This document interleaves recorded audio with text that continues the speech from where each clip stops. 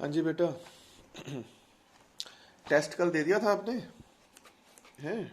ठीक लगा? चलो। अच्छा, कल टेस्ट मैंने आपका देखा भी था, तो सभी ने अच्छा किया। बढ़िया है। ठीक है ना? बाकी तो क्या है ना बेटे कि जब लॉकडाउन ओपन के बाद ही सही सिचुएशन सामने आएगी, क्योंकि एक्चुअली फिजिक्स में ना इस चीज का इतना रोल नहीं होता कि आपने कितने मार्क्स लिए हैं। सवाल इस चीज का होता है फिजिक्स में, फिजिक्स सब्जेक्ट जो है ना बेटे, ये सभी से अलग है। तभी मैं रोज बोलता हूँ आपको, है ना? इसमें इस चीज का ज्यादा होता है कि आपको समझ कितना है, कि आपने समझदारी से क्वेश्चन कितने किए हैं, ना कि आपके मार्क्स कितने आए हैं। ठीक है ना? अगर आप समझदारी से काम करेंगे तो आपके नंबर भी आएंगे और उसमें अंडरस्टैंडिंग लेवल भी बहुत बढ़ेगा। तो कुल मिला के चलो मोस्टली सभी बच्चों ने अटेम्प्ट किया है, और चलो मेरे को अच्छा भी लगा। ठीक है ना? तो अब पेपर आपका जो है, चेक वैक तो जो है मैंने देख तो लिया अच्छे से एक बार, है ना? चेक में कितने मार्क्स हैं, क्या बात है, वो तो फिर जब आप ना कॉपीज मुझे जमा करवाएंगे तब अपने डिस्कस कर लेंगे। ठीक है ना जी? पर मैं जैसे जैसे मेरे टेस्ट में दे ही जाऊंगा आपको, क्योंकि टेस्ट के लेवल ना मेरे धीरे धीरे करके इंक्रीज होते जाएंगे। क्योंकि ये टेस्ट भी मैं आपको बता दूं वो भी यहाँ जैसे नहीं होते कि वो मैंने आपको बताया तो था ना कि भाई आप हल्का हल्का टेस्ट दे दो और कर लो, ऐसा नहीं होगा। अब ये राउंडिंग 2 होगा, देखा होगा आपने। इसमें राउंडिंग 6 तक चलते हैं हमारे टेस्ट। ठीक है ना जी? तो अच्छे से अच्छे क्वेश्चंस आपके सामने आते जाएंगे। अब उसमें जो एक दो क्वेश्चनों की आपको समस्या आई है, जैसे क्वेश्चन नंबर 5 था, ये इस टाइप के मैंने आपको बताया था कि 8 क्वेश्चन है। 8 क्यों है यार? 6 क्वेश्चन है, 6 हाँ 8 है। तो ये कराऊंगा मैं आपको मिलने पे अपने। ठीक है ना? अब जैसे फोर्थ नंबर क्वेश्चन है, हाँ ठीक है, मैंने जीरो का तो करवा दिया था, नॉन जीरो का नहीं करवाया था। तो कई बच्चों ने रिलेटिव वेलोसिटी नॉन जीरो की भी हुई है। ठीक है ना? तो कुछ चीज़ें चलो, उस टाइम मेरे ना करवाने का कारण ये था कि उसके अंदर मेरे को अकेले ग्राफ नहीं बताने थे, उसका वेक्टराइजेशन सिखाना था आपको। तो वो मेरी इच्छा थी कि मैं मिलने पे सिखाऊं आपको, क्योंकि उसमें एक बड़ी इंटरेस्टिंग कलाकारी होती है। ठीक है ना? तो कोई बात नहीं, अगर आपको ग्राफ समझ आ गया तो अच्छी बात है, नहीं समझ आया तो भी कोई बात नहीं है, जब मिलेंगे तब करा दूंगा। ठीक है ना? तो जैसे फोर्थ क्वेश्चन में वो पूछता है कि ये पोजीशन टाइम ग्राफ है, तो relative velocity v1 minus v2 zero. अगर रिलेटिव वेलोसिटी जीरो है तो दोनों के एंगल क्या होने चाहिए? एक समान, एक और दो के। आप समझते हैं? तभी दोनों की वेलोसिटियां सेम होंगी। अगर नॉन जीरो है तो ये भी बताया था मैंने आपको, मान लो ये v1 वेलोसिटी है, ये v2 वेलोसिटी है। समझ आ रहा है कि नहीं आ रहा? ऐसे ही होगा ना? अगर तो मान लीजिए आपको क्वेश्चन नंबर 4 की बात कर रहा हूं, अगर तो आपको रिलेटिव वेलोसिटी जीरो निकालनी है तो v1 v2 का बराबर होना जरूरी है सेम डायरेक्शन में। तो ये रहा, ये पहले भी कराया था। अब मान लो आपको नॉन जीरो निकालनी है, तो यूं लगा लो कि सेम डायरेक्शन में जा रहे हो, पर मान लीजिए v1 की वेलोसिटी v2 से ज्यादा है, तो क्या होगा बताइए? आपको ये डायग्राम v1 का बनाना पड़ेगा, ये 2 का बनाना पड़ेगा। कॉमन सेंस है। अगर 1 की वेलोसिटी 2 से ज्यादा है तो एक नंबर का एंगल बड़ा होगा ना बच्चे, और 2 नंबर का एंगल छोटा होगा। तो ठीक है, बस फिर अब v2 आगे है, v1 पीछे है, और v1 की वेलोसिटी v2 से ज्यादा है, तो v1 चलता जाएगा तो v2 के पास मीट करेगा, उसके बाद v1 आगे निकल जाएगा, v2 पीछे रह जाएगा। तो इस केस में आप v1 माइनस v2 क्या कहोगे? Non zero. मोस्टली बच्चों ने ये किए भी हैं क्वेश्चन। मेरी बात से सहमत है? ये समझ आ गई ना मेरी बात, मैंने क्या समझाया? चलो, अच्छी बात है जी। ठीक है ना? तो फोर्थ भी हो गया, फिफ्थ करना नहीं। एक आप लोगों ने सिक्स क्वेश्चन की डिमांड करी है कि सर सिक्स क्वेश्चन भी समझाओ कि सिक्स क्वेश्चन क्या कहता है। सिक्स देखिएगा, ये ना ग्राफिकल आइडिया है, मैंने आपको बताया था ना, इस तरह से कई टाइप के क्वेश्चन डाला करूंगा आपको। मतलब इतने क्वेश्चन हैं कि मेरे पास लगा लीजिएगा भंडार है इन चीज़ों का। ठीक है ना? मतलब कई बार तो मेरे को खुद को भी लगता है इतनी क्वालिटी, मतलब मेरे पास कंटेंट्स पड़े हैं इनके। ठीक है ना जी? तो समय के साथ साथ आपको सब चीज़ें देते जाएंगे। ठीक? तो जैसे कहता है कि दो टाउन है एम और एन, ये आपने किया भी हुआ, याद करो, एम और एन, और इनके बीच की जो दूरी है वो 400 किलोमीटर है, ऐसे लिखा हुआ है ना? हाँ के ना? चलिए मैं एक बार वापस बोल ही दूँ यार, है ना? ये ठीक है ना? अभी दोनों की वेलोसिटी इक्वल है तो सेम हो गया, और अगर एक की वेलोसिटी ज़्यादा है तो पहले वो चीज़ घटेगी और बाद में 1 ऊपर और 2 नीचे चला जाएगा। इसको नॉन जीरो कह दोगे, इसको जीरो कह दो, ठीक है ना? जिसकी वेलोसिटी ज़्यादा उसका एंगल ज़्यादा होता है, ठीक। अब बेटा क्या कह रहा था मैं कि M और N 400 किलोमीटर है, कार A और B दोनों इकट्ठे चलते हैं एक दूसरे की तरफ। जो M से चलती है कार A, उसकी वेलोसिटी है यार 60 किलोमीटर पर आवर, और जो B से चलती है उसकी कितनी है यार? 40 किलोमीटर पर आवर। ऐसे ही कर रहे हैं, ये भी कई बच्चों ने सही करके दिखाया मुझे, ठीक है ना? माना आफ्टर टाइम टी यहाँ पे मीट कर गया, याद आ गया, तो इसको D मान लूँ, तो ये तो याद आ भी गया होगा, मैंने कराया भी था यार। MD प्लस DN MN के इक्वल हो जाएगा। बताएंगे MD कितना होगा? 60t velocity into time, 40t equal to 400, तो T आपके पास 4 घंटे हो जाएगा। ये भी ठीक है। और अगर मान लो आपने ये कहें कि भाई A जो है, A से निकालना है, तो MD दूरी कितनी हो जाएगी? 240, और ये हो जाएगी 160 किलोमीटर। ऐसे ही होगा? बिल्कुल ठीक है सर। अब कह रहा था इसका पोजीशन टाइम ग्राफ बना के दिखाओ। लो बच्चों, अब पोजीशन टाइम ग्राफ कैसे बनाएं खुद ही सोच लो आप। आपको सर ये पोजीशन है, ये टाइम है, ये 0 है, ये मान लीजिए 100 है, ये 200 है, दिख रहा है ना अच्छे से? ठीक है ना? ये मान लो 240 है, जान के बनाया मैंने, ये 300 है और ये 400 है।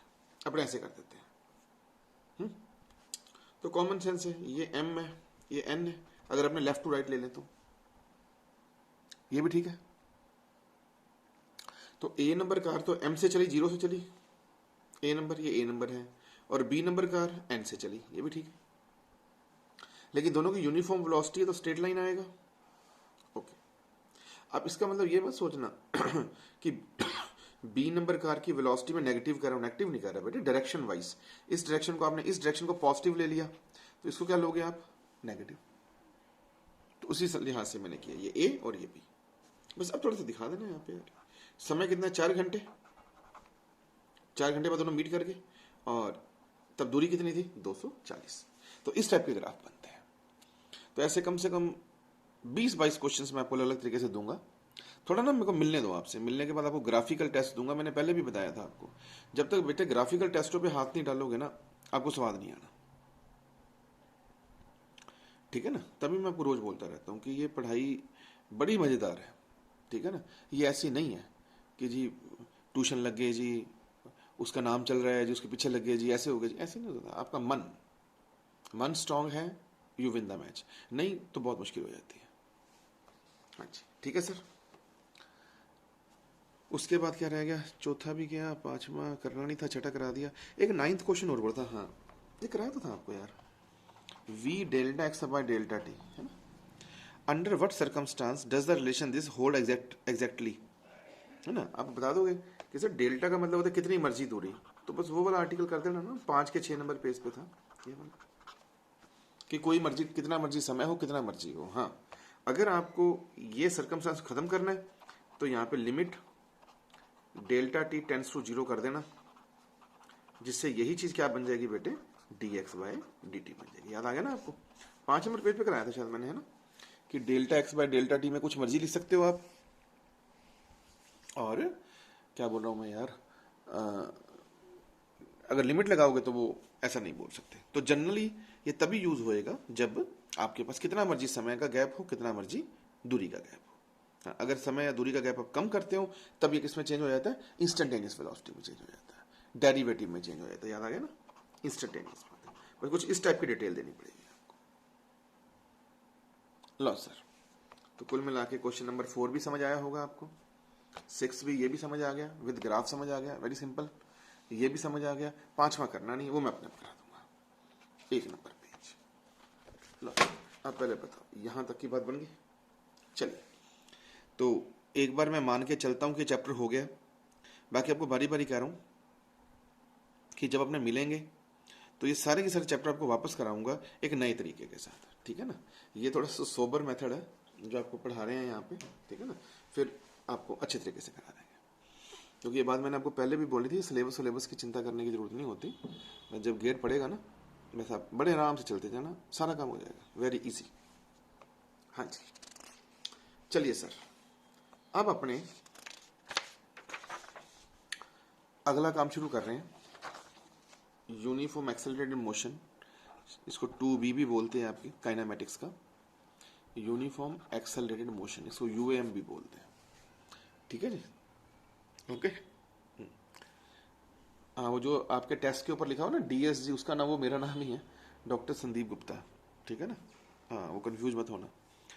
तो चलिए, UAM, यूनिफॉर्मली एक्सेलरेटेड मोशन, ठीक है। तो आपको मैंने नोट्स भेज दिए थे, आपने फोटोकॉपी भी करा लिए होंगे, ठीक है जी। तो चलो आज आपको ना फिलहाल इसके आपको 4 पेज करवाते हैं आज, ठीक है ना, कम से कम 4 पेज तो करो, उसके बाद फिर कल करेंगे बात क्या करना है। लो जी, सबसे पहले अब अपने ना सबसे पहले चलते हैं इस कहानी पे कि जी एक्सेलरेशन क्या चीज है, क्या होता है जी एक्सेलरेशन। सभी जानते हैं, चेंज इन वेलोसिटी, ये फर्स्ट पेज की बात कर रहा हूं बेटा, अपॉन चेंज इन टाइम को हम एक्सेलरेशन बोलते हैं। आपने 9th-10th में पढ़ा हुआ है। एक्सेलरेशन एक वेक्टर क्वांटिटी है। अगर एक्सेलरेशन पॉजिटिव, अगर तो ये इसकी वैल्यू पॉजिटिव है तो ये एक्सेलरेशन है, और अगर इसको नेगेटिव है तो क्या बोलते हो, रिटार्डेशन है। ये भी पढ़ा हुआ आपने, मैं लिख देता हूं पूरी स्पेलिंग, रिटार्डेशन, तो ये भी आपको आता है, ठीक है ना जी। फिर कहता है जी यूनिफॉर्म एक्सेलरेशन क्या होता है, एक्चुअली बात है ये भी आपको आता है। बताओ बच्चों, यूनिफॉर्म कौन होता है, जिसमें sir change in velocity change in time के साथ कांस्टेंट रहे, वो यूनिफॉर्म हो जाएगा, और जिसमें कांस्टेंट ना रहे वो नॉन यूनिफॉर्म हो जाएगा, और क्या, या वेरिएबल हो जाएगा। और जैसे कहता है एवरेज एक्सेलरेशन क्या होता है, समझ आएगा को, जैसे एवरेज वेलोसिटी थी, क्या था, change in displacement upon change in time, आज बोल दोगे change in velocity upon change in time. समझ आ गया होगा मेरी बात, वेलोसिटी वेक्टर क्वांटिटी है।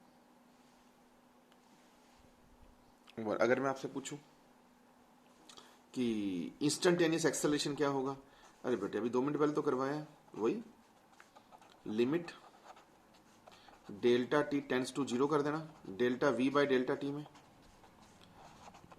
And your answer is dV by dt। ये भी मेरे हिसाब से आपको आता है, बोलो जी, ये भी ठीक, वही जैसे dx बाय dt था। हाँ, अब थोड़ा सा मैथमेटिकली आपको और आगे ले जाऊं, ये जो dV बाय dt है ना बेटा, इसको v की जगह ऐसे तो ले सकता हूं ना मैं, dx by dt। Yes sir, ये देखो ना, dV by dt, d upon dt ये हो गया, v की जगह dx बाय dt। तो इसको ना मैथमेटिकली ये बोला जाता है, ये D square x upon D T square ऐसा नहीं होता, इसे बोलते हैं d2x upon D T square. चलो ये ध्यान रखना, ये स्क्वेयर का मतलब ऐसे नहीं कि d का स्क्वेयर कर दिया, इसका मतलब ये होता है, इसका मतलब ये होता है, d2x bye D T square, इसको ये बोलते हैं। इसको डबल डेरिवेटिव भी बोलते हैं, इसका नाम क्या होता है, सेकंड, ये सब नोट्स में लिखा मिलेगा आपको बेटा, सेकंड टाइम डेरिवेटिव भी इसे बोला जाता है। It is a second time derivative of position with respect to time, ठीक। एक चीज ध्यान रखना, अगर मैं आपको कहूं कि एक्सेलरेशन कांस्टेंट है, इसका मतलब मैं कह दूंगा जी मान लो 5 मीटर पर सेकंड स्क्वायर है, फर्ज करो, सोच के देखो, एक्सेलरेशन है delta V by delta T. अगर एक्सेलरेशन कांस्टेंट है तो वेलोसिटी में तो चेंज हो रहा है ना, सोचो, क्योंकि अगर वेलोसिटी कांस्टेंट होगी फिर तो वेलोसिटी में चेंज होना ही नहीं है, फिर तो एक्सेलरेशन क्या हो जाएगा, 0। लेकिन अगर मान लो एक्सेलरेशन की वैल्यू है, फिर तो वेलोसिटी में चेंज हो रहा है, तो इस मोशन को क्या बोलेंगे, नॉन यूनिफॉर्म मोशन। कई बार ना, मैं ये नहीं कह रहा कि आपको आता नहीं, कई बार क्या होता है कि छोटी छोटी चीजें हमारे को ना थोड़ा कंफ्यूज कर जाती है। हमारे दिमाग में आता है भी एक्सेलरेशन कांस्टेंट है तो वेलोसिटी कांस्टेंट होगी, वो नहीं हो सकता बेटे। अगर वेलोसिटी कांस्टेंट होगी तो एक्सेलरेशन 0 होगा। ओके, और आई थिंक समझ आ गई ना मेरी बात। वापस बोल देता हूँ, मान लीजिए एक्सेलरेशन आपने कह दिया कांस्टेंट 5 है, तो एक्सेलरेशन की वैल्यू होती है delta we by delta T. अगर v कांस्टेंट करूंगा, यूनिफॉर्म मोशन करूंगा, फिर तो बेटा चेंज 0 हो जाएगा ना, तो एक्सेलरेशन 0। लेकिन अगर एक्सेलरेशन समथिंग है तो नेचुरली बात है वेलोसिटी में चेंज होगा, and you say non uniform motion. एक ये formula F equal to M A तो जानती है, न्यूटन का लॉ, बाकी इसको डिटेल में करेंगे अपने, अभी आने दो, ठीक है ना जी। उसके बाद जैसे मैंने आपको ये पहले भी कराया था, याद करो कि ये सर्कुलर मोशन है, याद करो आप, इसमें अब ये जा रहे हो, याद आ गया अब तो।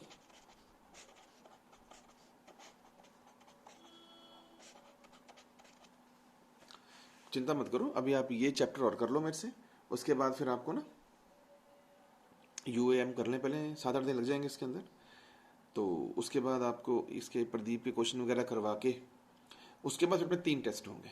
मैं ये आपको पहले बता दूं, फर्स्ट टेस्ट होगा इसी पार्ट का बेसिक का जो मैंने अभी दिया है आपको। सेकंड टेस्ट होगा, मेरे पास 15 क्वेश्चन एमसीक्यूज होते हैं, बेसिक एमसीक्यूज बोलते हैं उसे हम, आपके यहाँ नहीं चलती ये चीज़ें, ठीक है ना, वो भेजूंगा, और एक भेजूंगा असर्शन रीजनिंग, ठीक है ना, वो भी आपके यहाँ नहीं चलती। क्यों नहीं चलती ये आप जानो, ठीक है ना जी। तो फिजिक्स में तो इन चीज़ों की बड़ी दिक्कत है आपके यहाँ पे, तो आपको एमसीक्यू का टेस्ट भी मिलेगा, basic with MCQ, and assertion reasoning में मिलेगा, ठीक है ना। तो उसके बाद अपने को फिर 3 टेस्ट देने होंगे, क्लियर। तो इसलिए आपको तैयारी करनी है अच्छे से, तो ध्यान रखना। तो क्या कह रहा था मैं, यूनिफॉर्म सर्कुलर मोशन के अंदर वी चल रहा है, तो अब पता होगा आपको वेलोसिटी क्या होगी, वेरिएबल लिखूंगा, छोड़ दूं, आंसर आता है। स्पीड क्या होगी, कांस्टेंट, याद करो, हाँ। लेकिन एक्सेलरेशन क्या होगा, याद करो, सेंट्रीपिटल एक्सेलरेशन, अपनी बात भी हुई थी, है ना,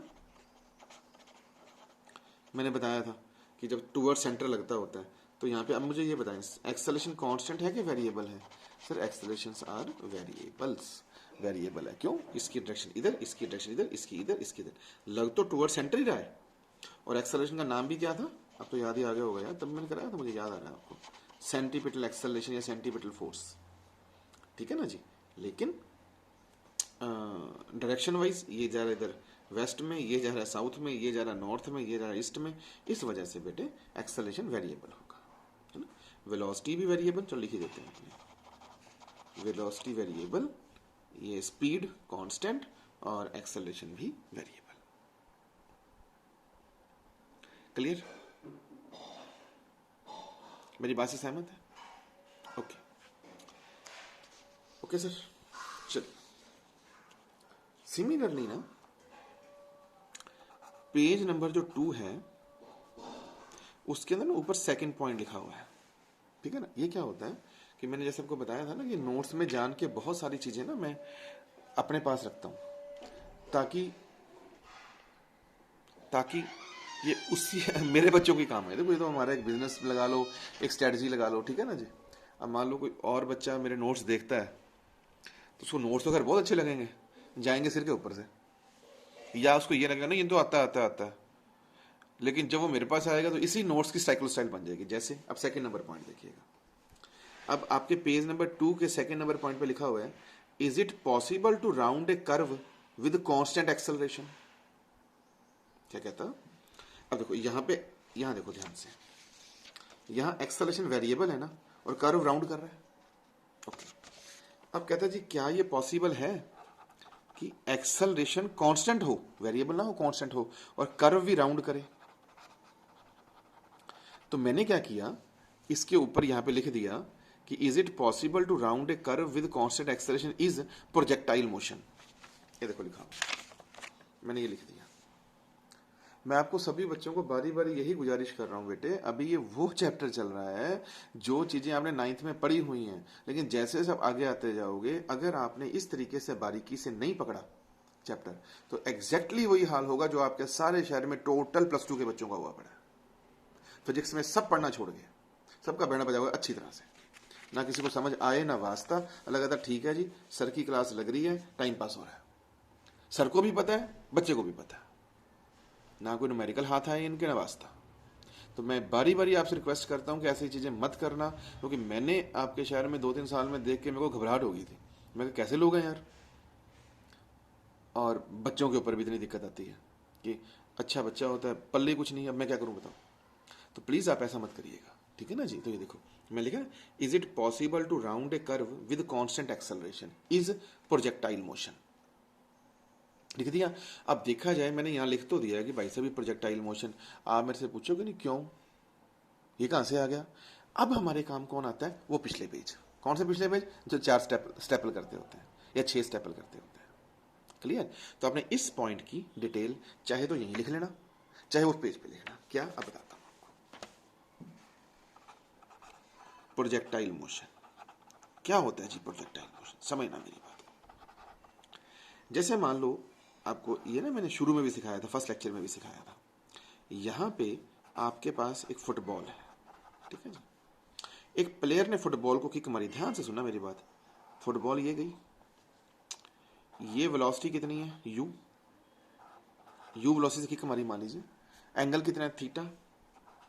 यू का ये कंपोनेंट क्या होगा, यू कॉस थीटा। सर ये कहां से आ गया, अरे बच्चों कराया तो था।